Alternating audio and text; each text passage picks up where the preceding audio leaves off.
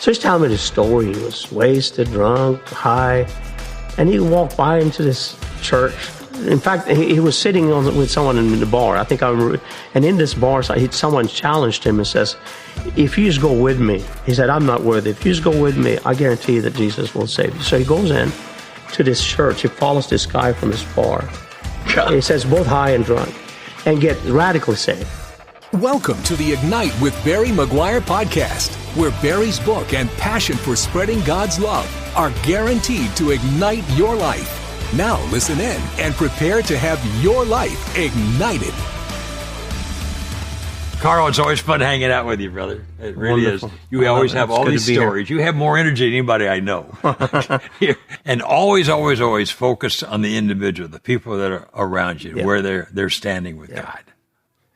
I think you don't know where people are. So we had this one. This is to me an interesting story. But we were sitting. In fact, I was flying with Jennifer. We're going for some meeting. I don't remember, but we're sitting on this smaller plane.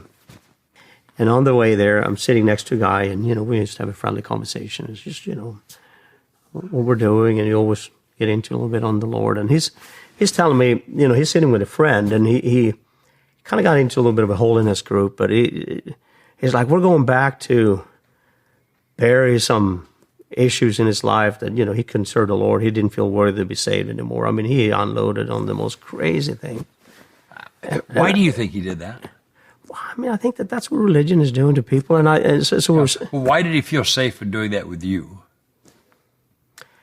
I mean, we just loved on him. We talked about a little bit what we're doing. It was just a friendly conversation. But for some reason, in fact, he and his friend, I think, tried to talk him out of it.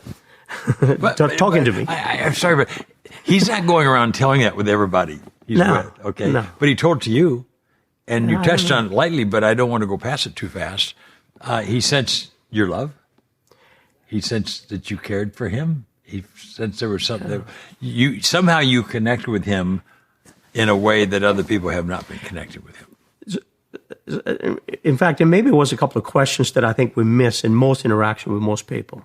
Because God obviously have created all in his image and sees value in them. And a lot of times I think we see past God's greatness in whatever that person is. They might not live it, but it's still there, right? Mm-hmm. So the big question often, I think, is for me, how is Jesus seeing this person? What potential is he seeing in Exactly. Or this lady or this person? How does God see this person? Knowing that God loves this person as much as he loves you.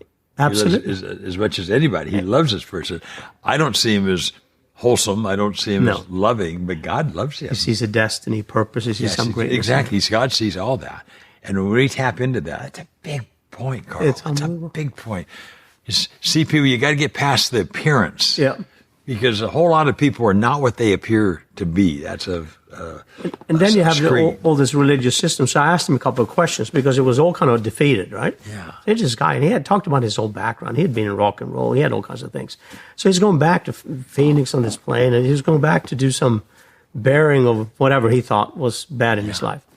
I'm like, but he told me his testimony. I got him to kind of share what happened.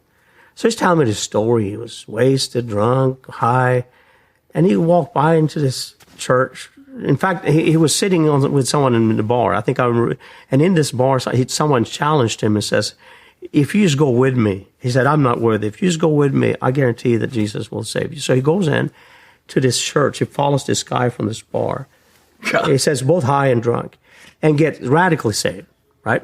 So, this happened earlier in his life. This happened early in his life. So then he ends up being cleaned up. He comes out of kind of bad lifestyle, marries this beautiful lady, I think, in kind of church setting, and get a kind of religious holiness kind of settings that turns him into a life where nothing you do anymore is good enough.